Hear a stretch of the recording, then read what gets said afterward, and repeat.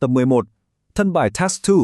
Trọng tâm bài phân tích hôm nay là Structures 101 đến 110. Chúng ta sẽ đi sâu vào cách trình bày feasible solutions, làm rõ core advantages và phân tích serious disadvantages. Mục tiêu cuối cùng là đạt được grammatical precision. Phần 1. Proposing feasible solutions. Trọng tâm là government and school interventions. Bắt đầu với structure 109, không câu là to make this work, subject would need to. Đây là cấu trúc hoàn hảo để nêu necessary conditions cho một giải pháp. Subject ở đây thường là governments. Đây là chủ thể chính cần thực hiện action. Cùng xem các ví dụ cụ thể. 1. To make this work, local governments would need to improve both bus frequency and reliability. 2. To make this work, national governments would need to allocate specific funding.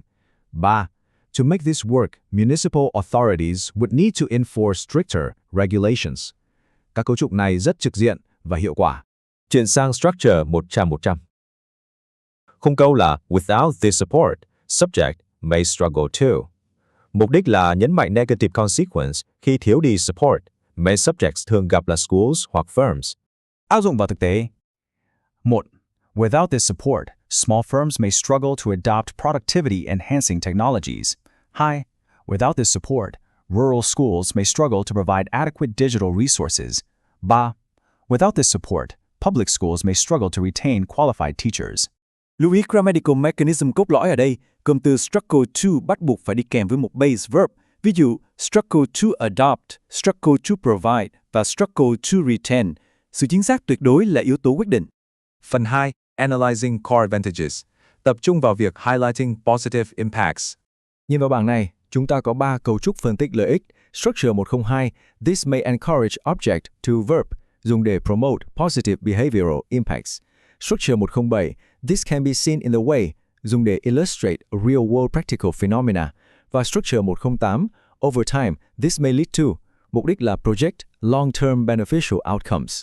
Cụ thể hơn với Structure 102, ví dụ, this may encourage daily commuters to choose buses or trains instead of driving alone. Cơ chế cốt lõi ở đây là cấu trúc encourage someone to do something, rất thông dụng trong Task 2. Với Structure 107, ví dụ, this can be seen in the way several major cities now restrict private cars in central districts. Chức năng chính là grounding advantages, nghĩa là gắn kết các lợi ích vào observable, real-world examples. Kế tiếp, Structure 108. Ví dụ, over time, this may lead to a workforce with stronger digital and problem-solving skills. Trọng tâm hướng tới long-term beneficial effects. Dấu hiệu nhận biết rõ nhất là cụm over time. Cụm này xác định time frame vô cùng rõ ràng. Hãy làm một objective comparison. Advantages khuyến khích positive behavior qua Structure 102 và leads to long-term skills qua Structure 108.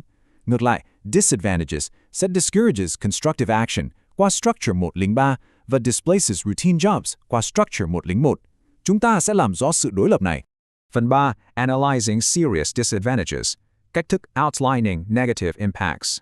Structure 101 dùng để thiết lập core disadvantage. Ví dụ, the most serious drawback is that large-scale automation may displace a proportion of routine jobs.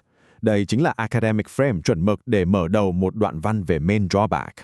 Structure 103.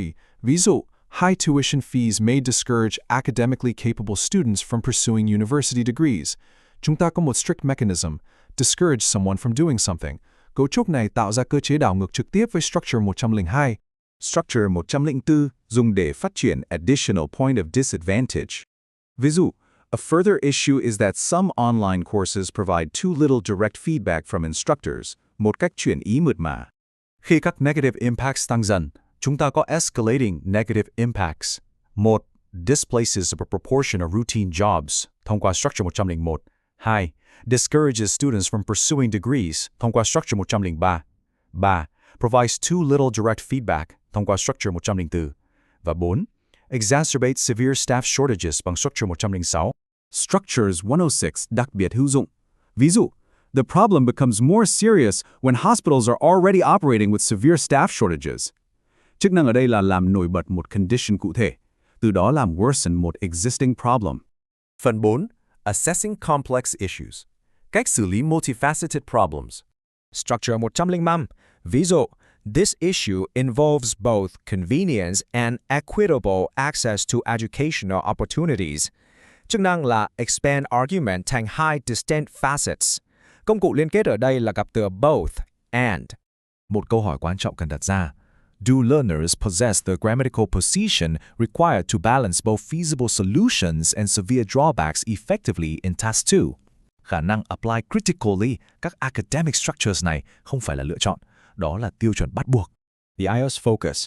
Hình ảnh này là lời nhắc nhở về tầm quan trọng của Targeted Preparation và Expert Guidance. Câu hỏi cuối cùng. Nếu chỉ ghi nhớ 10 structures này là chưa đủ, làm thế nào để kết hợp chúng một cách tự nhiên nhất nhằm đạt band điểm tuyệt đối? Bài phân tích xin khép lại tại đây.